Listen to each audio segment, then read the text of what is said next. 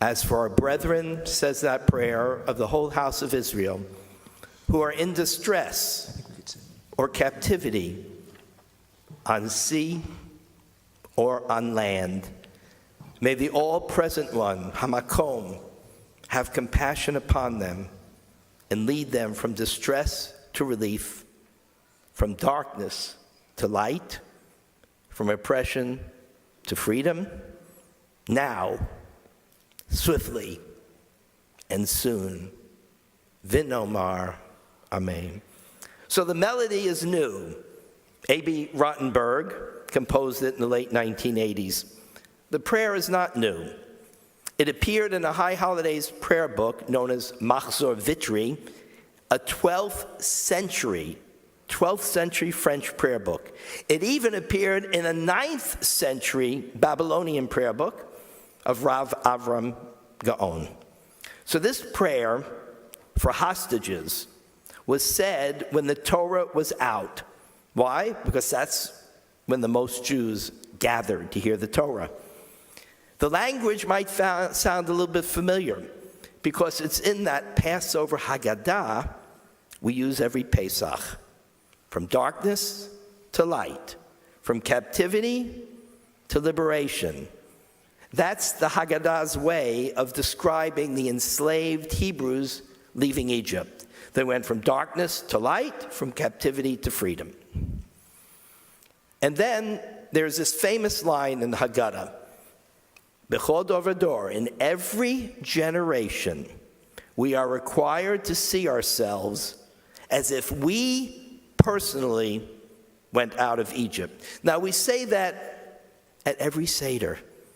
Some of us have been saying it for 80 years or 70 years or 50 or 40 or maybe just 5 or 10 years. But we've all been saying it. But really, it didn't register.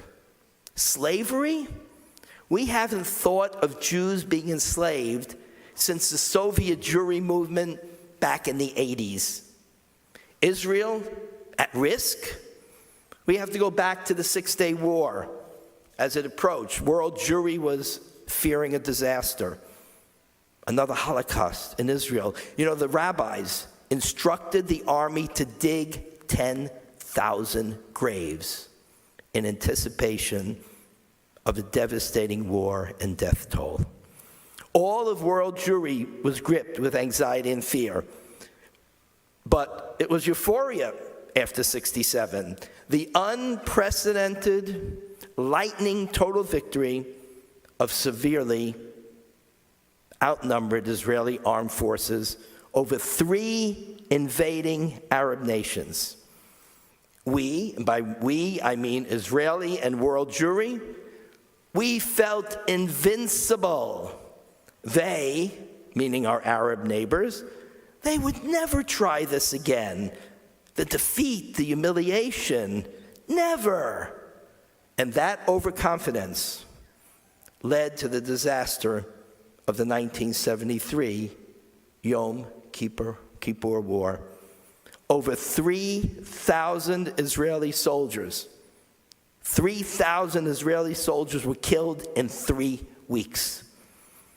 And Israel was forced to desperately turn to America for a resupply of weapons so she could push back the invading armies. The weapons came, Tzahal rallied, and the Third Jewish Commonwealth was saved. But the disaster of being taken by surprise and being unprepared happened for this reason. We forgot the past. We became arrogant. We thought we were invincible. Oh, they would never try that again. This prayer we just sang about freeing the captives, the plea to help us in our distress, hasn't even been recited in most synagogues in the last decades. In fact, it's actually disappeared from some prayer books because we thought we were invincible. We didn't need that prayer. But then it happened again, October 7th, 2023. Taken by surprise, with, as we've all heard, the largest death toll in one day since the Holocaust, and over 200 hostages taken. The victims had no saviors, no army to protect them for many, many hours. The only help came from individual Israeli soldiers and reservists and plain citizens who ran there on their own to try and save as many as possible. They were and are amazing heroes, and one day their story will be properly told, and it will be in a Haggadah of some kind in the future that will recall that day. And as we know, Tzahal has rallied. Hamas has been devastated, but the threats from Iran and Hezbollah remain very real.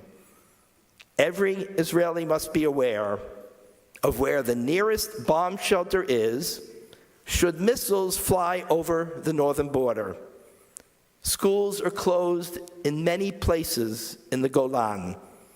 5 of our grandchildren live in the north, on the Golan.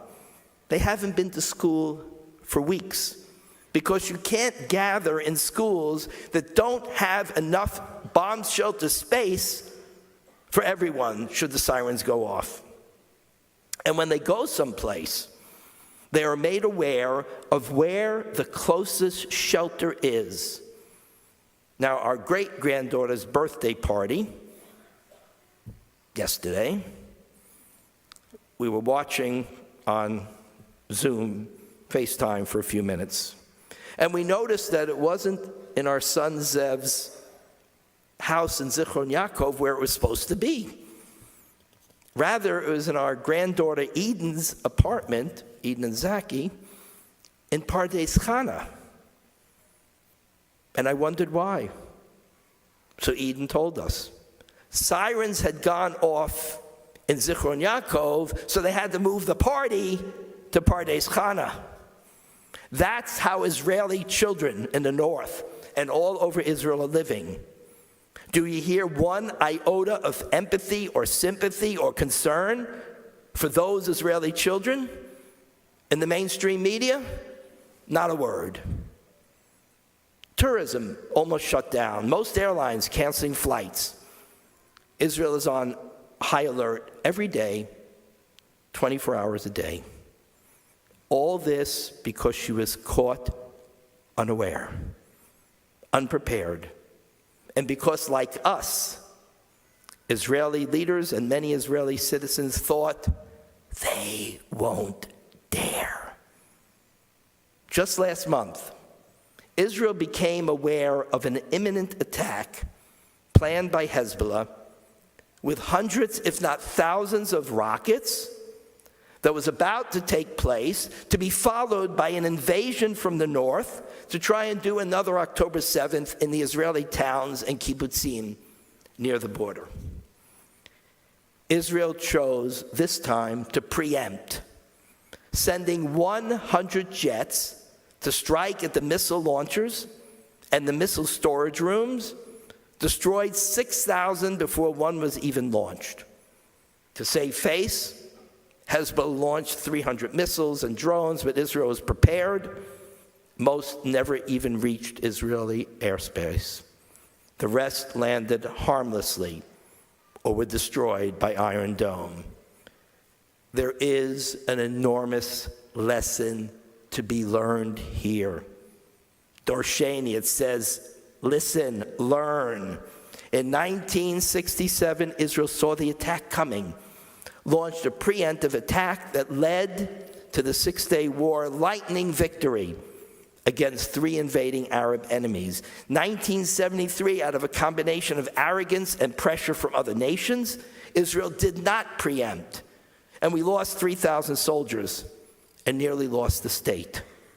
On October 7th, just 1 year ago, there were intelligence warnings of an imminent major Hamas attack, and the intelligence was disregarded.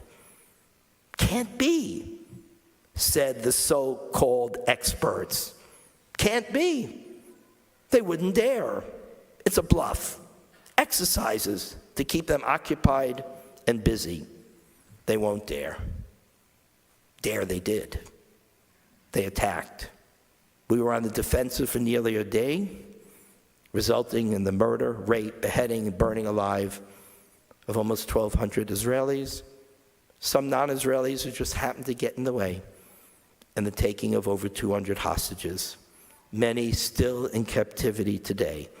The difference between 1,200 dead and the taking of hostages on October 7th and the complete failure of the Hezbollah attack in August was that Israel believed the intelligence, believed that Hezbollah would dare, was not bluffing, and that Israel preemptively attacked.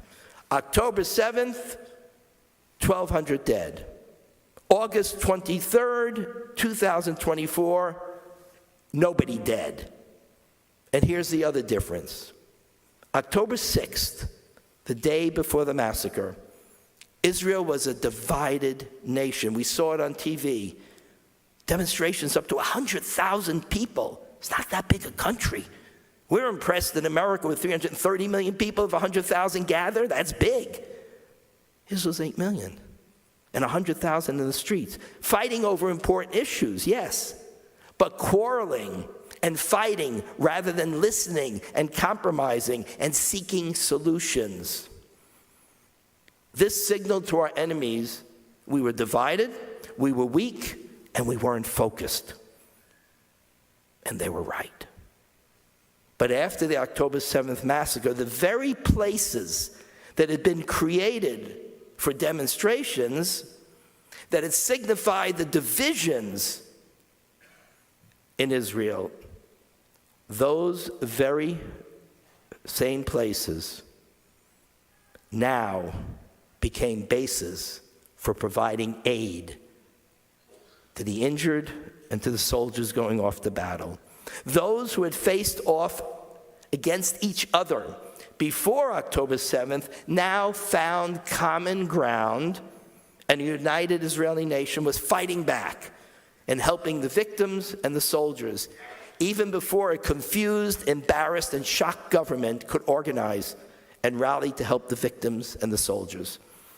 And in one part of the world, we watched Russians and Ukrainians flying out of their countries to avoid being called on to fight for their country. But in Israel, thousands upon thousands were scrambling for flights to get back to Israel to fight for their country, even before they were called up. And even if they weren't going to be called up, they called themselves up. Don't doubt for a second the Israeli resolve to protect the Jewish homeland. Don't doubt for a moment their tenacity, their determination, and their skills.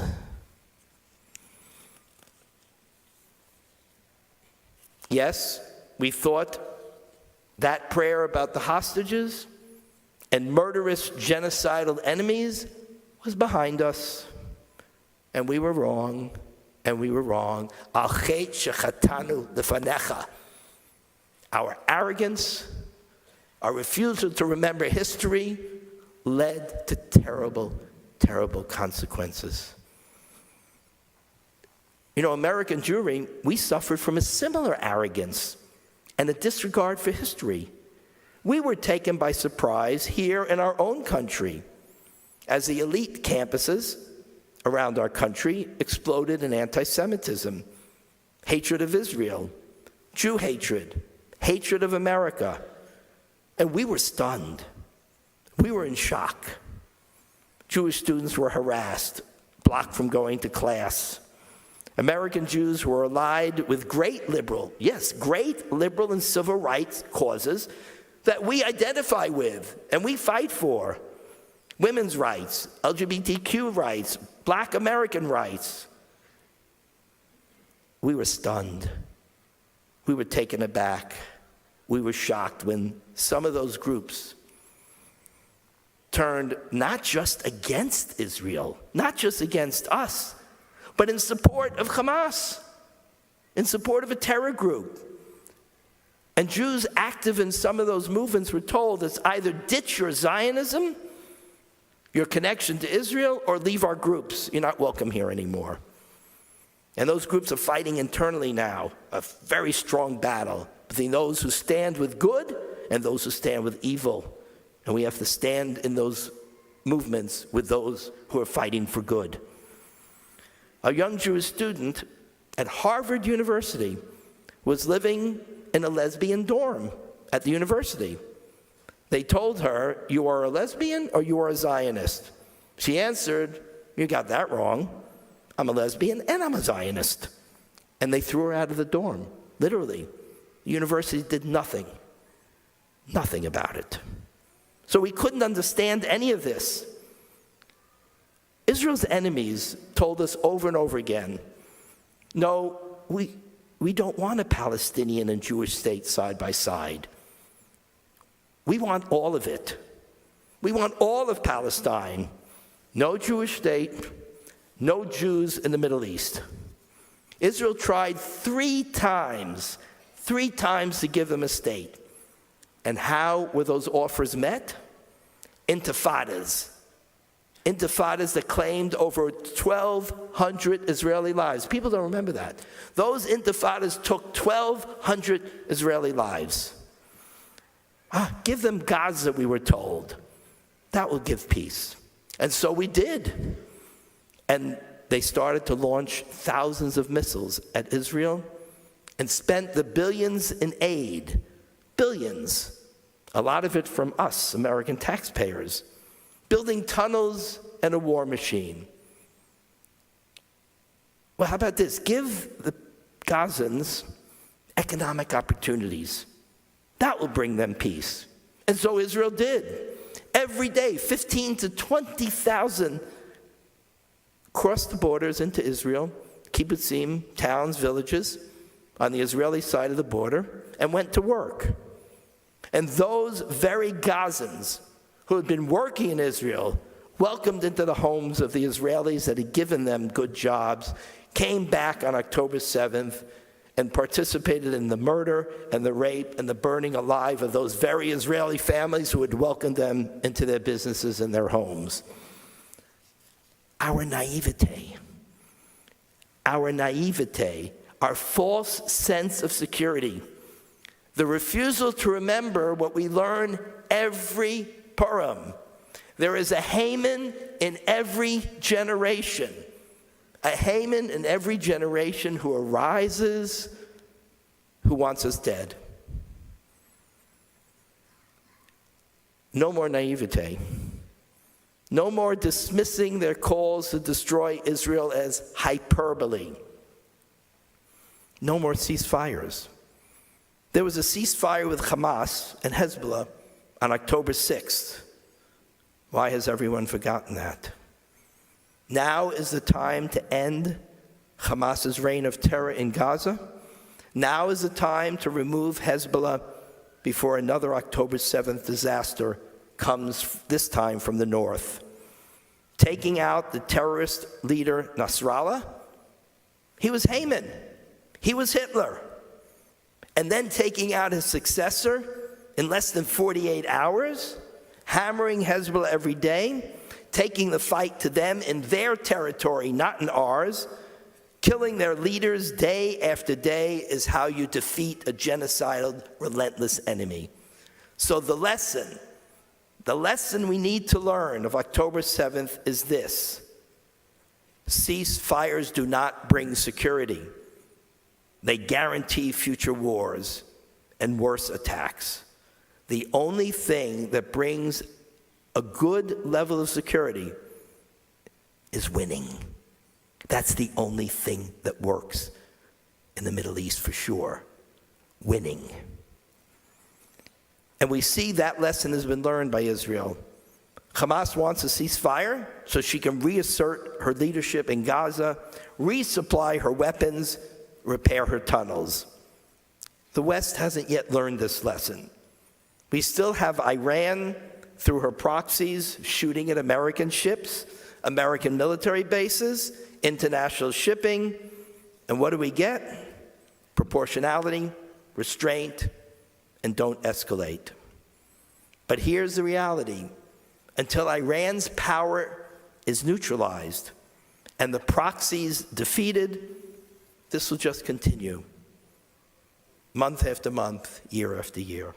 Through 2,000 years of exile, the Jewish people were sustained. We had two dreams.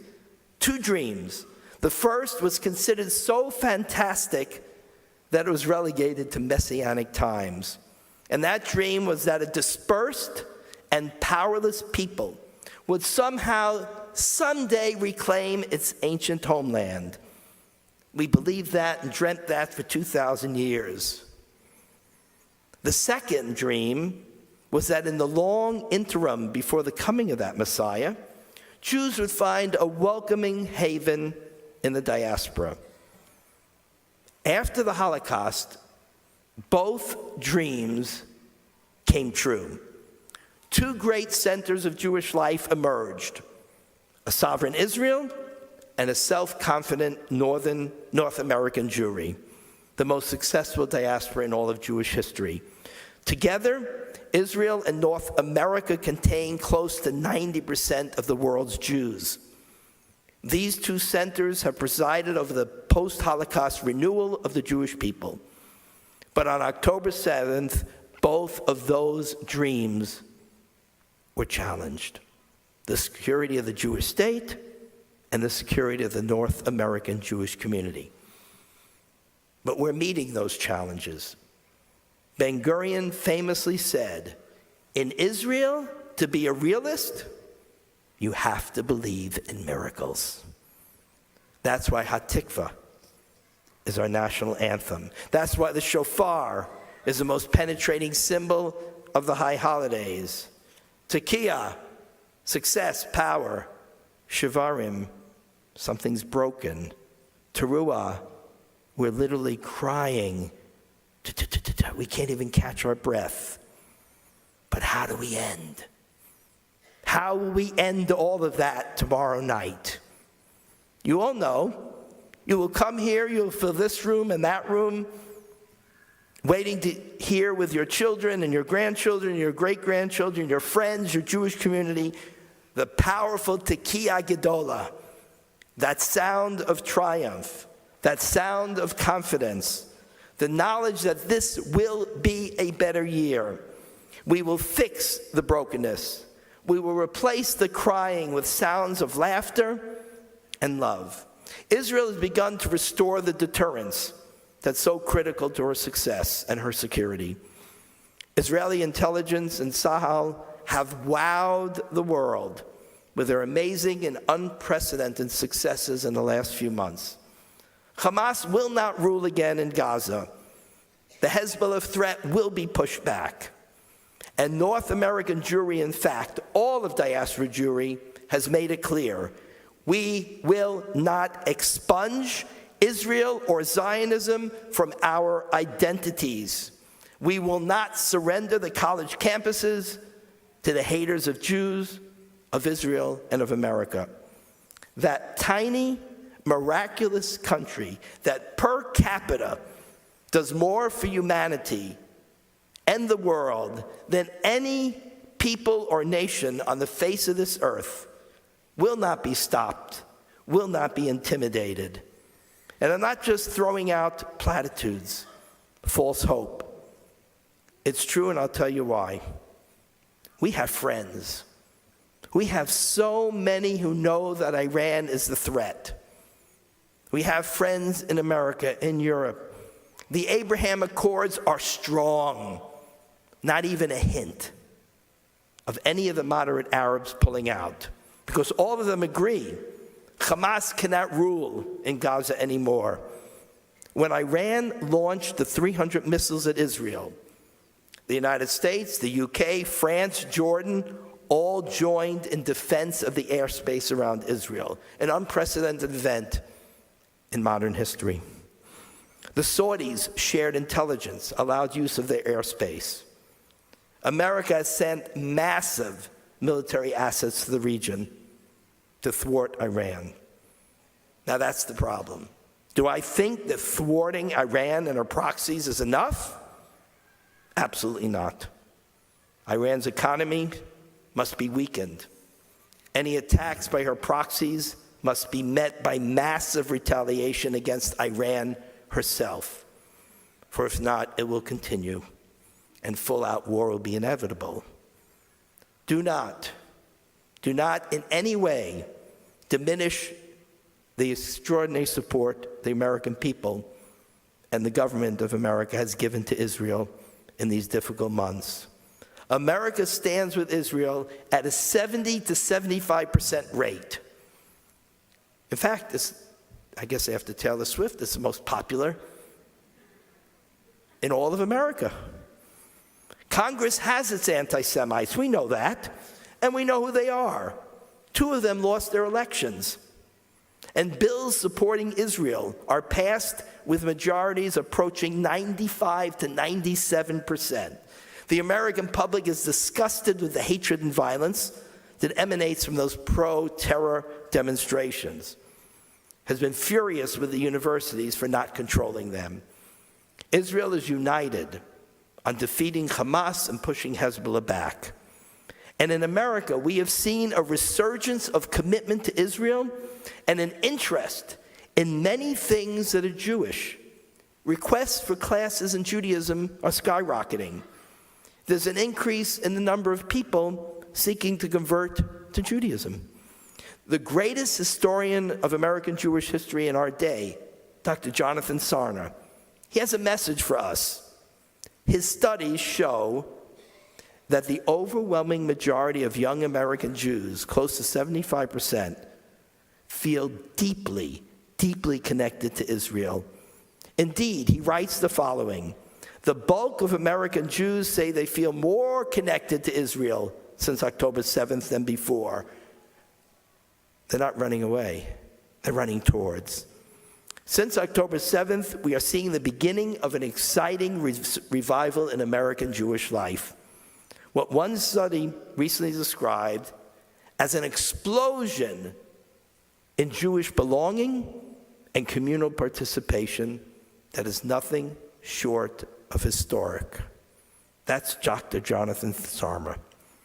This phenomenon he has called the surge. This widespread rise in communal participating is evident at every level of American Jewish life, especially young people and Jews in their 20s, their 30s, and their 40s. Hillel and Chabad on the campuses report a significant increase in turnouts for their activities. Day schools are crowded. Jewish camps are at capacity. Classes about Israel and Judaism are booming.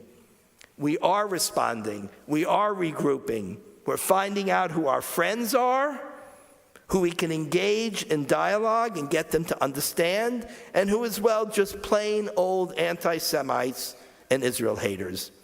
People who'd rather support a terror group than acknowledge the right of the Jewish nation to have its own state on the land it has lived on for over 3,000 years. It's so twisted. It's so bizarre. It's so morally corrupt that we just couldn't get our heads around it.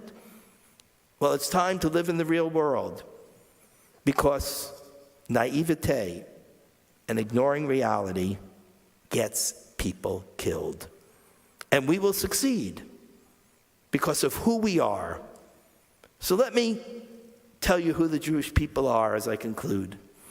We are the Pando Aspen Grove in Utah. You seem to know what that means. Okay, somebody knows what it means. I'm going to explain it.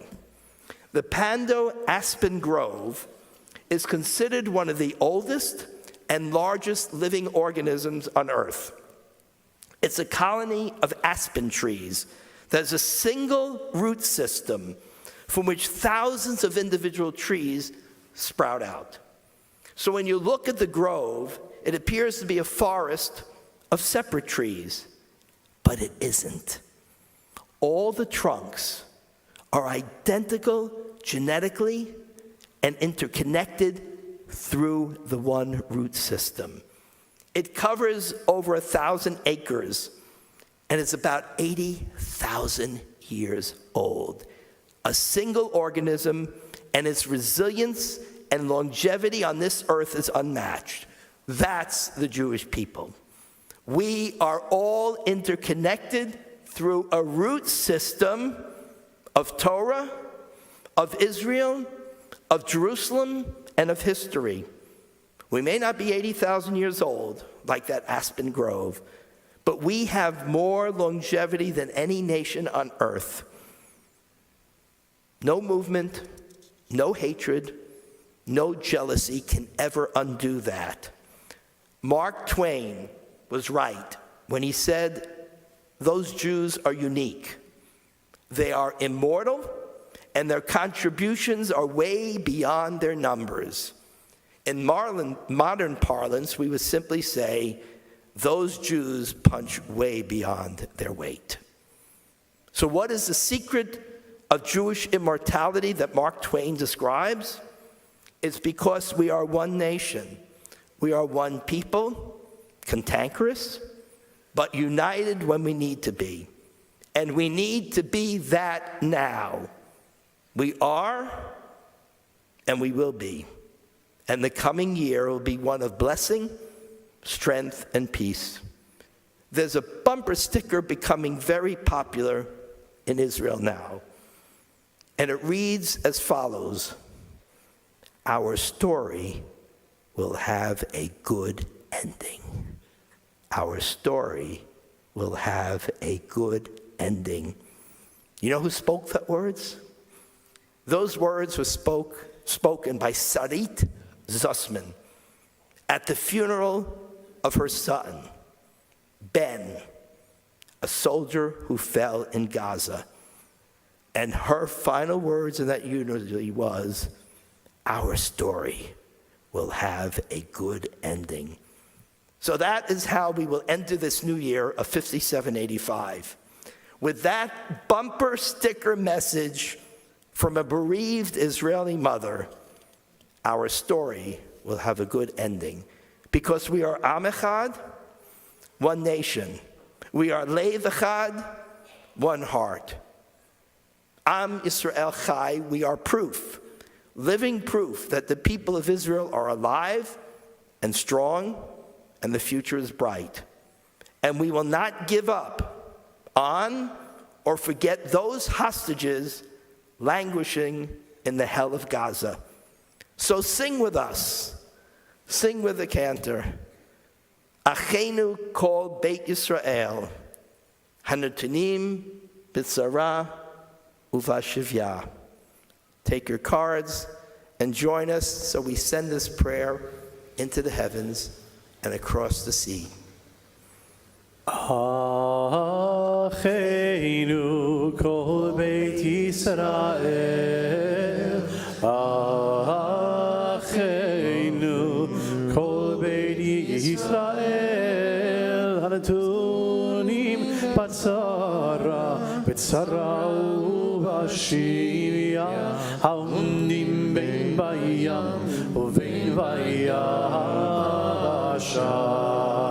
Hamakom yirachem, yirachem aleim, v'yotzihem mitzamara, lirbocho